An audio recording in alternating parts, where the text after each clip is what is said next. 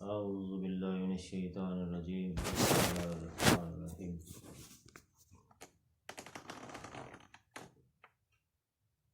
الحمد لله رب العالمين الرحمن الرحيم مالك يوم الدين إياك نعبد وإياك نستعين اهدنا الصراط المستقيم صراط الذين أنعمت عليهم غير المغضوب عليهم ولا الضالين وقال ربكم ادعوني استجب لكم ان الذين يستكبرون عن عبادتي سيدخلون جهنم داخرين وإذا سألك عبادي أني فإني قريب أجيب دعوة الداع إذا دعان فليستجيبوا لي وليؤمنوا بي لعلهم يرشدون ادعوا ربكم تضرعا وخفيا وادعوا خوفا وطمعا صدق اللہ العظیم۔ ابھی چند آیات تلاوت کی گئی ہیں۔ سورہ فاتحہ جو ایک دعا ہے، ہر نماز کی ہر رکعت میں پڑھی جاتی ہے۔ اللہ پاک فرماتے ہیں کہ یہ وہ 7 آیتیں ہیں جو بار بار پڑھنے کے لائق ہیں، اور ہم جب نماز پڑھتے ہیں تو یہ اللہ کے سامنے کھڑے ہو جاتے ہیں اور دعا مانگتے ہیں،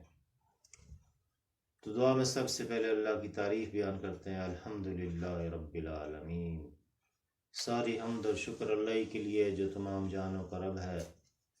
الرحمن الرحیم، نہایت مہربان اور رحم کرنے والا ہے، مالک یوم الدین، قیامت کے دن کا مالک ہے، روز جزا کا مالک ہے، ایاک نعبد و ایاک نستعین، ہم تیری ہی عبادت کرتے ہیں اور تجھ سے ہی مدد مانگتے ہیں، اہدنا الصراط المستقیم، ہمیں صراط مستقیم کی طرف ہدایت دے، ہمیں صراط مستقیم کی ہدایت دے، صراط الذین انعمت علیہم، ان لوگوں کی راہ پر جن پر تیرا انعام ہوا، غیر المغضوب علیہم ولا الضالین، نہ ان لوگوں کی راہ پر جو گمراہ ہو گئے اور جو بھٹک گئے۔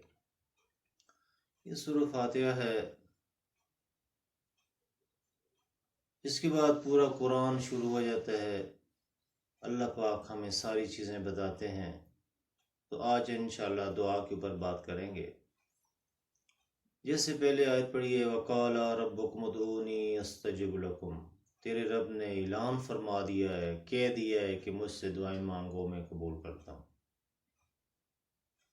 اور آپ صلی اللہ علیہ وسلم کی زبانی کہلایا جا رہا ہے، آپ کو کہا جا رہا ہے، وَإِذَا سَأَلَكَ عِبَادِي أَنِّي فَإِنِّي قَرِيبٌ، اے نبی صلی اللہ علیہ وسلم، جب میرے بندے میرے متعلق پوچھیں تو انہیں بتاؤ میں تمہارے قریب ہی ہوں۔ اجیب دعوت الداع اذا دعان، جب کوئی پکارنے والا پکارتا ہے، دعا کرتا ہے تو میں اس کی دعا قبول کرتا ہوں۔ فَلْيَسْتَجِيبُوا لِي وَلْيُؤْمِنُوا بِي لَعَلَّهُمْ يَرْشُدُونَ، بس انہیں چاہیے کہ میرے حکم مانیں اور مجھ پر ایمان لائیں۔ اب یہاں شرط لگا دی ہے کہ اللہ کے حکم ماننا اور ایمان لانا دعاؤں کی قبولیت کی شرط ہے، یعنی جب تک اللہ کی اوپر ہمارا ایمان نہیں ہوگا اور ہم اللہ کے حکم نہیں مانیں گے، مطیع فرمان نہیں بنیں گے، تب تک ہماری دعائیں قبول ہونے کا امکان اللہ کے ہاں بہت کم ہے۔ وہ مہربانی سے کر لے تو کر لے، لیکن یہاں اس نے بتا دیا ہے فارمولہ کہ ایمان اور عمل صالح، پھر ہماری دعائیں اپنے لیے بھی قبول ہوں گی اور دوسروں کے لیے بھی قبول ہوں گی۔ اللہ پاک فرماتے ہیں اور دعا کیسے مانگو، ادعوا ربکم تضرعا وخفیا، اللہ کو پکارو چپکے اور گڑ گڑاتے رو کے، آہستگی سے رو کے، وادعوا خوفا وطمعا، اس کو پکارو خوف کے ساتھ اور لالچ کے ساتھ،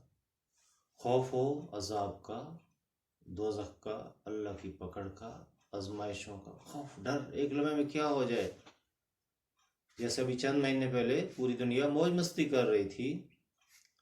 کیا کرونا وائرس آ گیا، پوری دنیا ہی بند ہو گئی۔ ہاں جی، ایسے ایک لمحے بندہ ٹھیک ہوتا ہے تو اچانک بیمار پڑ جاتا ہے، کوئی شدید بیماری لگ جاتی ہے، کوئی نقصان ہو جاتا ہے، کوئی پریشانی آ جاتی ہے، تو اللہ سے دعا مانگنی ہے چپکے چپکے اور گڑ گڑاتے ہوئے اور خوف کے ساتھ، خوف، ڈر، وتما، لالچ، نعمتوں کی لالچ، جنت کی لالچ، نوکری کی لالچ، اولاد کی لالچ، ہر نعمت جو اللہ نے دی ہے وہ انسان اندر طلب کرے اللہ سے۔ بہترین چیز ہمیشہ اللہ سے بہترین طلب کرنی ہے، یہ دعا کرنی ہے۔ لیکن اللہ نے یہاں جو پہلی آیت پڑھی تھی کہ جو لوگ دعا نہیں مانگتے، ان الذین یستکبرون عن عبادتی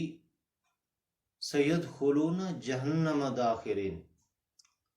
جو تکبر کرتے ہیں، دعائیں نہیں مانگتے، ان کو اللہ کی گویا اظہار کرتے ہیں کہ اللہ کی ضرورت نہیں ان کو، تو اللہ کہتے ہیں ان کو میں جہنم میں داخل کروں گا۔ تو حدیث پاک یہ ہے کہ دعا تو عبادت کا نچوڑ ہے، عبادت کا مغز ہے، عبادت کا حاصل ہے۔ ہم جب نماز بھی پڑھتے ہیں نا تو اسلام پھرنے سے پہلے ہم کون سی دعائیں پڑھتے ہیں نا، کبھی ربنا آتینا فی الدنیا حسنۃ وفی الآخرۃ حسنۃ وقنا عذاب النار، رب اجعلنی مقیم الصلاۃ ومن ذریتی ربنا وتقبل دعا، ربنا اغفر لی ولوالدی وللمؤمنین یوم یقوم الحساب، رب ارحمہما کما ربیانی صغیرا۔ ایسی جتنی بھی دعائیں مانگ سکتے ہیں آپ، تو یہ اس کے بعد سلام پھیر دیتے ہیں، یعنی نماز سے نکل گئے۔ دعا تو ہر وقت کی جا سکتی ہے، اٹھتے بیٹھتے سوتے جاگتے، لیکن جب اچھا عمل کر کے، جیسے ہم رمضان کا روزہ رکھتے ہیں تو افطاری سے کچھ دیر پہلے دعا مانگنا بہت بڑی فضیلت ہے۔ صحابہ اکرام گھر والوں کو بٹھا کے دعا مانگتے تھے۔ ایسے کوئی اچھا کام کریں تو دعا مانگیں، جیسے ہم کھانا کھاتے ہیں تو دعا مانگتے ہیں، الحمدللہ الذی اطعمنا وسقانا وجعلنا من المسلمین، کہ اللہ کا شکر ہے جس نے ہمیں کھانا کھلایا اور پانی پلایا۔ ہاں جی، ایسے ہر لمحے میں دعا نچوڑ ہے عبادت کا، یہ حدیث پاک ہے۔ لیکن اللہ کہتے ہیں کہ جو دعا نہیں مانگتے، یعنی وہ مجھ سے، میری محتاجی سے نکلنے کا اظہار کر رہے ہیں، گویا ان کو میری ضرورت ہی نہیں ہے، تو اللہ پھر سب غصے میں آ جاتے ہیں، پھر اللہ کہتے ہیں ان کو میں جہنم میں داخل کروں گا۔ اب اندازہ لگائیں، جو عبادت سے انکاری ہیں، جو دعا بھی تو عبادت کا نچوڑ ہے، جو اللہ کے حکم ہی نہیں مان رہے، تو اللہ کہتے ہیں مجھے شدید غصہ آتا ہے اس وقت جب لوگ میری آیات کو ٹھکرا دیتے ہیں، میری آیات کو جھٹلا دیتے ہیں، میرے حکم نہیں مانتے۔ اگر میں نے ایک وقت مقرر نہ کیا ہوا ہوتا قیامت کا تو میں سب کو، ایسے نافرمانوں کو اسی وقت پکڑ لیتا اور ختم کر دیتا۔ تو اللہ کی یہ رحمی ہے، وَرَبُّكَ الْغَفُورُ ذُو الرَّحْمَةِ، وہ بڑے ہی مہربان ہے، اس نے اپنے اوپر رحمت واجب کی ہوئی ہے، اور اس رحمت کی وجہ سے وہ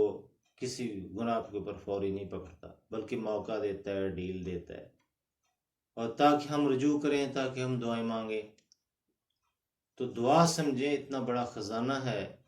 اور آپ صلی اللہ علیہ وسلم کی حدیث مبارکہ بھی ہے کہ جس کے پیٹ میں حلال رزق ہے اور دل میں ایمان ہے، کہ جس کے دل میں ایمان ہے، اللہ تعالیٰ کا، رسول، کتاب، قرآن، جنت، دوست، جس کو ایمان کہتے ہیں، کل بھی آپ سنتے ہیں مومن کون ہے، جن کا ایمان ہے، جس کے دل میں ایمان ہے اور پیٹ میں حلال رزق ہے، اس کی دعا رد ہی نہیں ہوتی، 3 شکلوں میں قبول ہوتی ہے، آپ صلی اللہ علیہ وسلم نے فرمایا، 3 شکلوں میں۔ پہلی شکل آپ صلی اللہ علیہ وسلم فرمایا کہ جو دعا کرتے ہیں وہ ہماری قبول ہو جاتی ہے، ہمیں نظر آ جاتی ہے۔ یہ اکثر ہم لوگوں کو بھی تجربہ ہوا ہوگا کہ کبھی تو فوراً قبول ہوتی ہے، کبھی چند ٹائم بعد قبول ہو جاتی ہے، ہمیں تجربہ ہے سب کو ہے۔ یہ پہلی شکل ہے۔ آپ صلی اللہ علیہ وسلم فرمایا کہ دوسری شکل یہ ہے کہ انسان دعا مانگتا ہے اور سمجھتا ہے کہ قبول نہیں ہو رہی، حالانکہ اللہ پاک اس دعا کی وجہ سے اس کے اوپر یا اس کے گھر والوں کے اوپر جو مصیبت آنے والی ہے اس کو روک دیتے ہیں، اس کو ٹال دیتے ہیں۔ بھائی اگر ہمارے اوپر مصیبتیں ساری رک جائیں ہماری دعاؤں کی وجہ سے تو اور کیا چاہیے؟ جی، جیسے ہر وقت انسان کو خدشہ رہتا ہے، ڈر رہتا ہے، کوئی حادثہ نہ ہو جائے، کوئی بیماری نہ آ جائے، کرونا نہ آ جائے، فلان نہ ہو جائے، فیل نہ ہو جائے، فلانا نہ ہو جائے، تو اللہ پاک اس دعا کی وجہ سے ان دعاؤں کی وجہ سے اس بندے کے اوپر یا اس کی گھر والوں کے اوپر جو مصیبت آتی ہے اس کو روک دیتے ہیں. یہ دوسرا درجہ ہے دعا کی قبولیت کا. اور تیسرا آپ صلی اللہ علیہ وسلم نے فرمایا قیامت کے دن جب اللہ حساب لیں گے ہر کسی کو کھڑا کر کے مالک یوم الدین ہیں جی، اور 50,000 سال کا طویل دن ہے، سب لوگ سب در سب کھڑے ہوں گے اور اللہ سب کو سامنے ایک ایک کر کے اپنے سامنے کھڑا کر کے اس سے سوال پوچھے گا. تو اس میں جب نیکیاں کم ہو جائیں گی اور گناہ زیادہ ہوں گے تو بندہ گھبرا جائے گا. تو اللہ پاک فرمائیں گے میرے اس بندے کی وہ دعائیں لے آئیں جو دنیا میں مانگتا تھا اور سمجھتا تھا قبول نہیں ہو رہی. تو جب ان کا اجر رکھا جائے گا نیکیوں کے پلڑے میں